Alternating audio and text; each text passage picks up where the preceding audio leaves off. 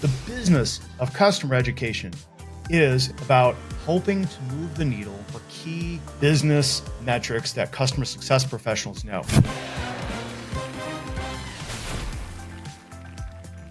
Okay, so what's next? Let's get into analytics. Now, analysis doesn't have to be difficult, but it does take partnership and thinking. Maybe you've heard about their Kirkpatrick model in education. That's aspirational, but it's really not what we are after as customer education professionals. What our role is here is to have our leadership have confidence in us as much as they would a marketing or sales team's numbers, right? We are a function that is delivering an outcome for our customers. First off, there's those basic educational metrics that we all know and love and we've used forever. These are things like the completion rate. How many classes have we given? How many people have been in those classes? What are we teaching? What are the grades or quiz scores? While those are easy to measure, they're also what we call vanity metrics because they don't really correlate directly to the dollars that a business is generating. The business of customer education is about helping to move the needle for key business metrics that customer success professionals know. Things like annual recurring revenue or monthly recurring revenue, churn rate.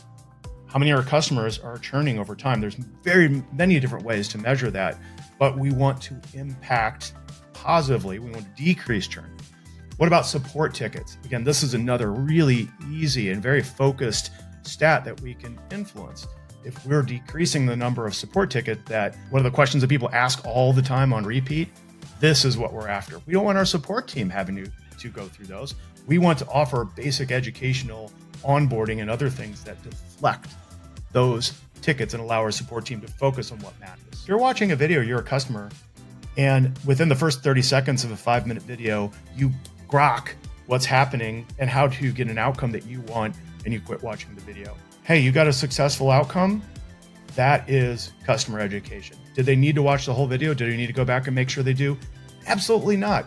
Our goal is to learn how we can move all of these needles and working with what's important for our leadership team.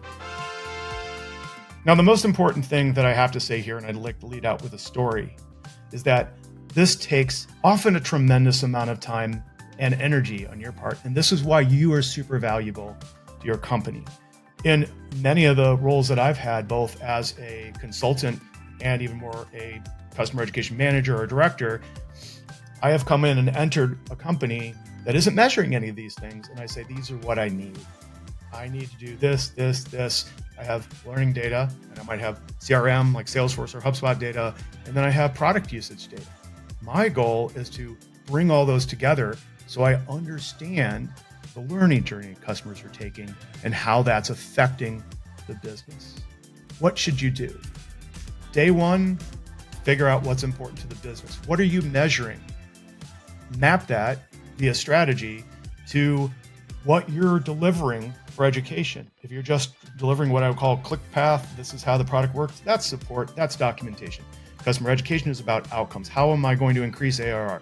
How am I going to decrease churn? Now, you may have to do this on a regular spreadsheet, Google Sheets, or Excel to begin with, and that's okay. Do that if you have to. What you really should do to achieve success as a customer education professional and for your team is to create what I'd call a walking around deck.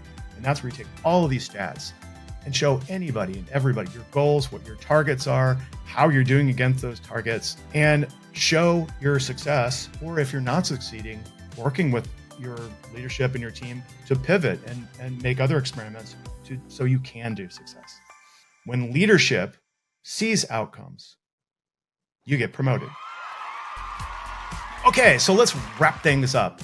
There is a tremendous amount of information that we've shared here and we've covered in the last sessions. Well, let's go back to the things that we need to keep in mind. Number one, don't forget to ask yourself those 3 major questions. Are you ready to start a customer education function? Once you have those, lead into how do I build a plan to get budget and buy-in?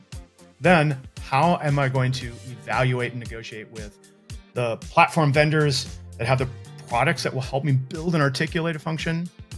And then we get into the fun part, which is how do we really, I'll use the word expeditiously, fast loop building your content. and then analyze and transform that. So much to do here, but these 5 steps will really help you laser focus in how to build something successful so that you, your organization, and your leadership has the faith in you. That's all we've got today for Learn Lightning. Thank you so much for joining us. This is an original series for YouTube that has the goal of helping you as a customer education leader know what's most important and be successful and stand out. Now, in other words, this is your lightning strike for success. Now, don't forget to hit the like and subscribe button and never miss an episode of this. And thanks again, everybody, for staying with us through this series. I am Dave Derington, your host, and I'll see you next time.